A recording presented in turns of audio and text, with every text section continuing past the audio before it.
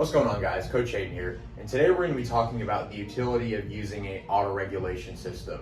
In this case, we're going to talk about RPE, which is used in our new program. In comparison to other ways of rating intensity like absolute weight on the bar or percentage of 1 rep max, RPE can account for performance changes that those first two can't necessarily keep track of when a client comes in for their workout.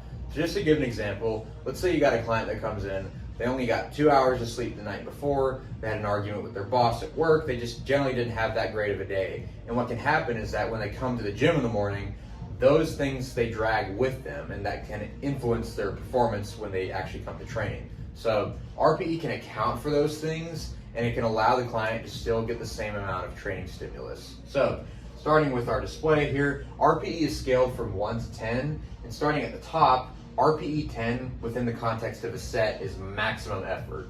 So to give some context, let's say you're squatting for a heavy set of 5, and by the time you get to that last rep and you grind it out, you got nothing left in you. It's the hardest rep that you've ever done in your life. You're gassed, you got nothing left in the tank. That's a true RPE 10.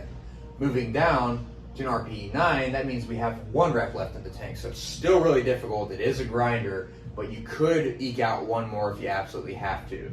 And then you'll see as we move down in the RPE scale, our reps in reserve get greater. And then by the time we get to RPE 6, this is really just warm-up range, and clients will work through this as they build up in weight to their working sets. So just with auto-regulation systems in general, they can account for performance deficits, but also performance peaks. So not just with clients that come in not being able to perform as well, but let's say someone comes in and they're feeling great, they're ready to crush their workout. When, let's say, for the person who's squatting for a heavy set of 5, let's say that they come in and they can normally do 225 for a set of 5 at RPE 8. That's what they did last week. But now they're feeling great, and then they throw on 2 plates on each side, and then by the time they get to the 5th rep, it's flying. It's like RPE 5 for some reason. And they're just like, man, this is feeling like warm-up weight. Then we can capitalize on that, and we can still scale up in weight until we get to that prescribed RPE 8, and then we're ready to hit some great personal bests.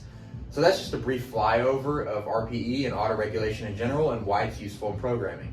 Thanks for watching.